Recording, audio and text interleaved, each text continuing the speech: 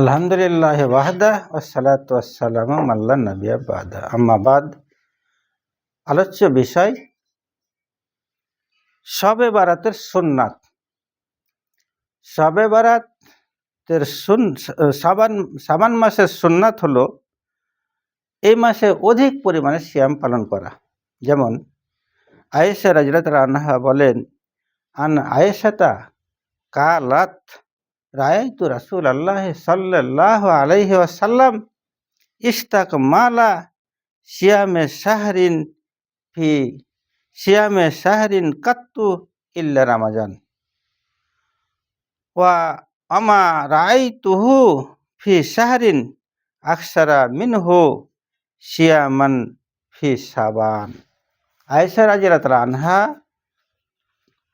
বলেন যে আমি রাসূলুল্লাহ সাল্লাল্লাহু আলাইহি সাল্লামকে রমজান ব্যতীত অন্য কোনো মাসে পূর্ণ মাস রোজা রাখতে দেখিনি এবং শাবান ব্যতীত অন্য কোনো মাসে এত বেশি সিয়াম পালন করতে দেখিনি। হাদিসটি রয়েছে বুখারীর 1845 নম্বর হাদিস এবং মিশকাতের হাদিস নম্বর 2036। তো এই হাদিস থেকে বোঝা গেল যে রাসূলুল্লাহ সাল্লাল্লাহু আলাইহি সাল্লাম শাবান মাসে বেশি বেশি সিয়াম রাখতেন। শুধু শাবান মাসের শেষের দিকে 2-4টা রোজা ছেড়ে দিয়ে পুরো শাবান মাসে রোজা থেকেছেন। উদ্দেশ্য হলো যে এই মাসে রাসূলুল্লাহ সাল্লাল্লাহু আলাইহি সাল্লাম বেশি বেশি সিয়াম রেখেছেন, এই জন্য যে এই মাসে বান্দার আমল আল্লাহর নিকটে পেশ করা হয়। সারা বছরের বাৎসরিক রিপোর্ট আল্লাহর নিকটে পেশ করা হয়। আর রাসূলুল্লাহ সাল্লাল্লাহু আলাইহি ওয়াসাল্লাম চাইছেন যে যখন আমার আমল আল্লাহর নিকটে পেশ করা হবে তখন যেন আমি সিয়াম অবস্থায় থাকি। তাই তিনি এই মাসে বেশি বেশি সিয়াম পালন করতেন।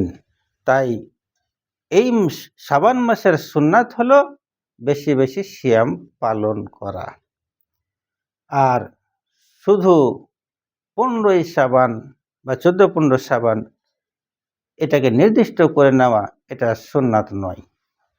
তাই আল্লাহ যেন আমাদেরকে সুন্নাত মোতাবেক শাবান মাসে বেশি বেশি সিয়াম পালন করার তৌফিক দান করেন। এই বলে আজকের বক্তব্য শেষ করছি।